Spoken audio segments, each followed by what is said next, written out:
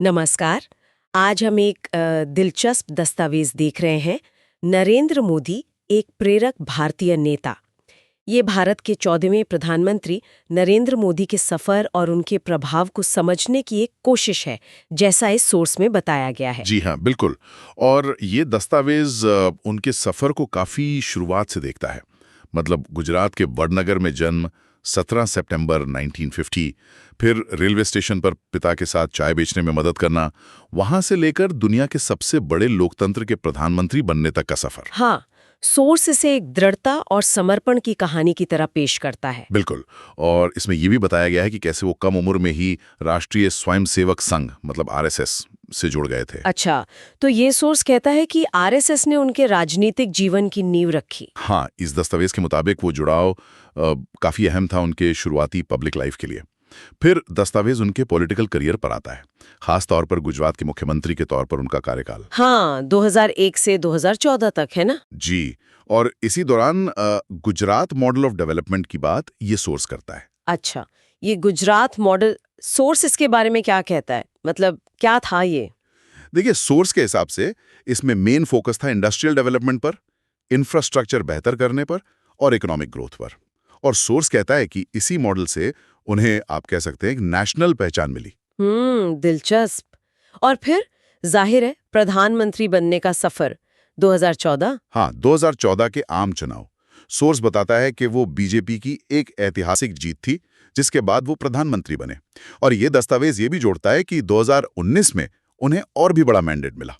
हाँ, सोर्स उसे एक तरह से उनके नेतृत्व में जनता के बढ़ते भरोसे का संकेत बताता है। जी। फिर ये दस्तावेज प्रधानमंत्री के तौर पर उनकी कुछ मुख्य पहलों या योजनाओं पर आता है। जैसे डिजिटल इंडिया मिशन, इसका जिक्र है। सोर्स इसके असर के बारे में कुछ बताता है? हाँ, सोर्स के अनुसार डिजिटल इंडिया का मकसद था भारत को डिजिटली सशक्त बनाना, एक नॉलेज इकोनॉमी बनाना। इसमें यूपीआई का जिक्र है, मतलब यूनिफाइड पेमेंट्स इंटरफेस, जिससे तुरंत पेमेंट होता है, और आधार आधारित सेवाएं। सोर्स कहता है कि इनसे सरकारी सेवाओं तक पहुंच और गवर्नेंस में काफी बदलाव आया। हाँ, यूपीआई तो आजकल हर कोई इस्तेमाल कर रहा है। और स्वच्छ भारत अभियान का भी जिक्र है शायद। बिल्कुल, उसे एक बड़े बिहेवियरल चेंज वाले अभियान की तरह दिखाया गया है।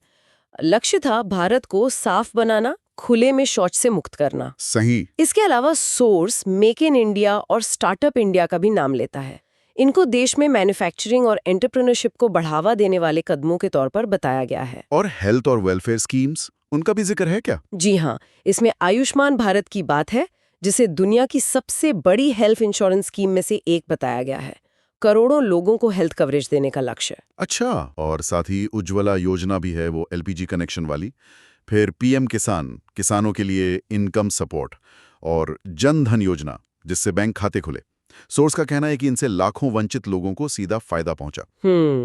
और अंतर्राष्ट्रीय स्तर पर भारत की भूमिका, इसके बारे में सोर्स क्या कहता है? हाँ, सोर्सेज पर भी बात करता है, जैसे यूनाइटेड नेशंस, G20 जैसे मंचों पर भारत की छवि और प्रभाव को मजबूत करने में उनकी भूमिका पर जोर दिया गया है। ये भी दिलचस्प है कि ये दस्तावेज उनके नेतृत्व के गुणों पर भी बात करता है। क्या खास बातें बताई गई हैं? हाँ, सोर्स में उनकी दूरदर्शिता मतलब विजनरी सोच का जिक्र है, जैसे $5 ट्रिलियन इकोनॉमी का लक्ष्य या आत्मनिर्भर भारत। उनके भाषण देने के कौशल, उनकी ऑरेटरी स्किल्स को भी हाईलाइट किया गया है कि वो लाखों लोगों को प्रेरित करते हैं। और उनके डिसिप्लिन और काम करने के तरीके पर भी फोकस है। और लोगों से कनेक्ट करने का तरीका, जैसे मन की बात। जी हाँ, उस पर भी जोर है कि वो रेडियो प्रोग्राम मन की बात के जरिए सीधे नागरिकों से बात करते हैं, जुड़े रहते हैं।